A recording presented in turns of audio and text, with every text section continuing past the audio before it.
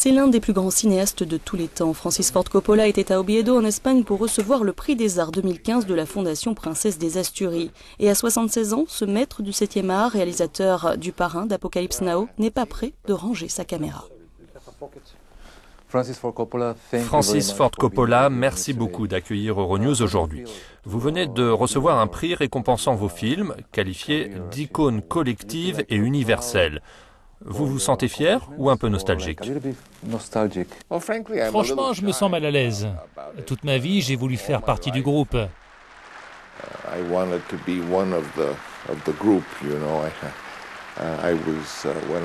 Quand j'étais jeune, mon père a déménagé tellement souvent que je n'avais pas beaucoup d'amis.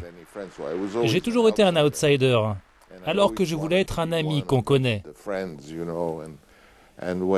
Lorsqu'on devient célèbre et qu'on reçoit un tel prix, c'est un merveilleux honneur, mais d'une certaine façon, on est toujours un outsider à l'extrême inverse. Mais j'en suis très fier et je suis très honoré et reconnaissant. Vous avez très souvent dit que vous ne vouliez pas faire de films commerciaux. Vous voulez maintenant faire des films plus indépendants. Le temps des superproductions Coppola est-il révolu? Eh bien, peut-être que oui, peut-être que non. Je veux dire que seul le temps le dira, vous savez. Mais ce que je veux dire, c'est que même lorsque j'étais jeune, je me suis intéressé à des films plus expérimentaux, des films qui tentent de comprendre ce que le cinéma pourrait être. Même lorsque je faisais ce qu'on appelle de grosses productions, il y avait plus de souplesse, de flexibilité.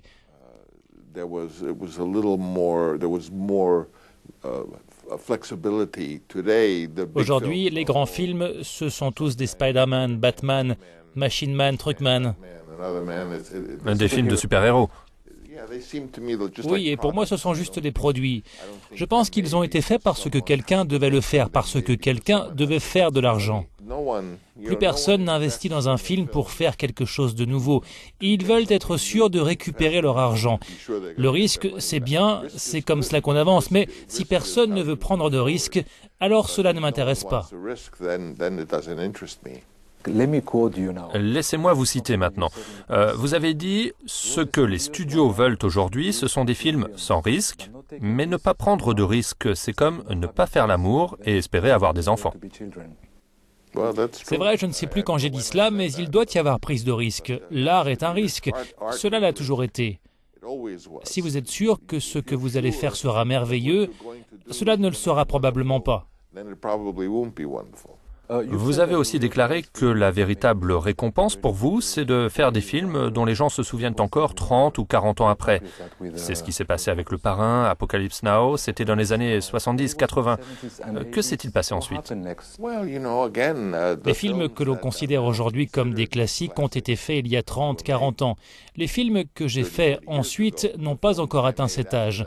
On verra s'ils deviennent ou non des classiques dans quelques années. Mais tenter d'explorer de nouveaux territoires m'a toujours intéressé, c'est un plaisir.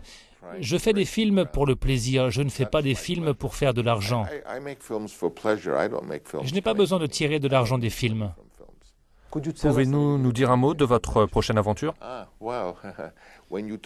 Eh bien, si vous parlez de votre aventure, c'est difficile de la vivre. Vous obtenez déjà satisfaction, vous attirez un public qui vous entend alors dire « je veux faire ça, je veux faire ci ». En parler, c'est comme retirer la vapeur d'un moteur à vapeur. Je ne peux pas en dire beaucoup, mais je travaille à présent sur quelque chose de plus ambitieux et de plus grand que n'importe quel film que j'ai fait. Vous savez, j'ai fait un film qui a été décrit comme commercial, mais qui était expérimental. C'était Apocalypse Now. C'était une folle entreprise à l'époque. Les studios ne voulaient rien faire sur la guerre du Vietnam. Alors je me suis lancé seul et j'ai emprunté de l'argent. Je l'ai presque financé à moi tout seul.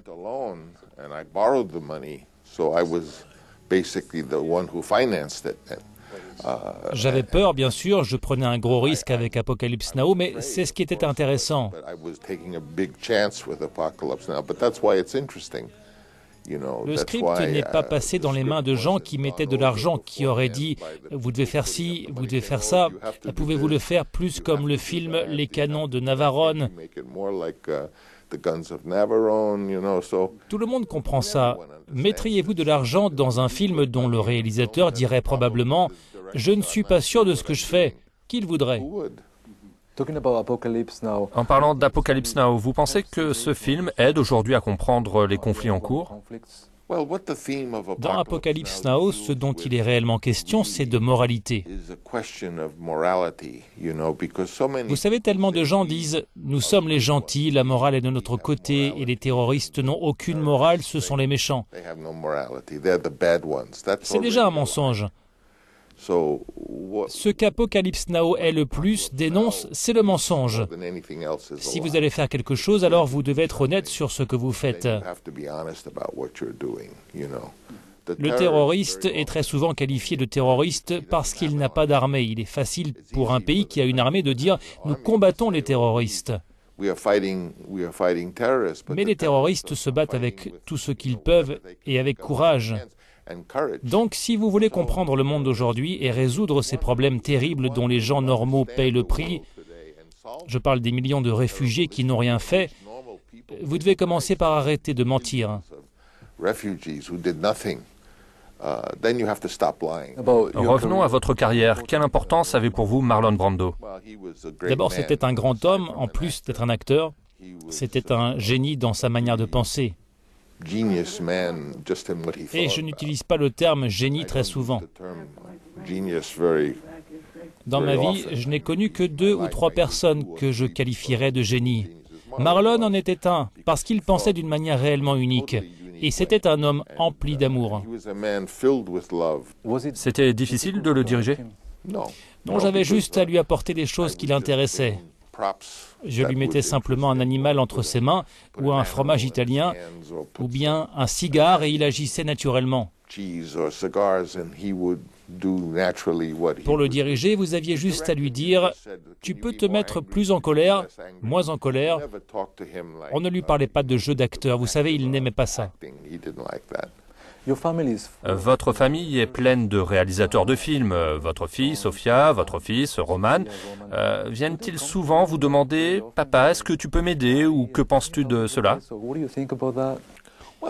Ils le font encore, mais bien sûr, moins à mesure qu'ils vieillissent.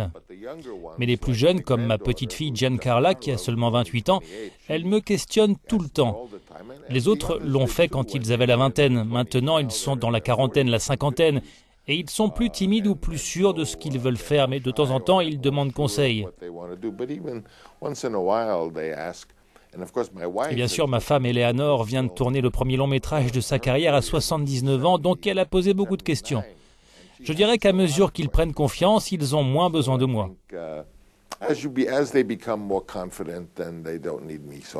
Francis Ford Coppola, it was an honor for Euronews and for me to talk to you. Thank you very much. Thank you so much. Thank you.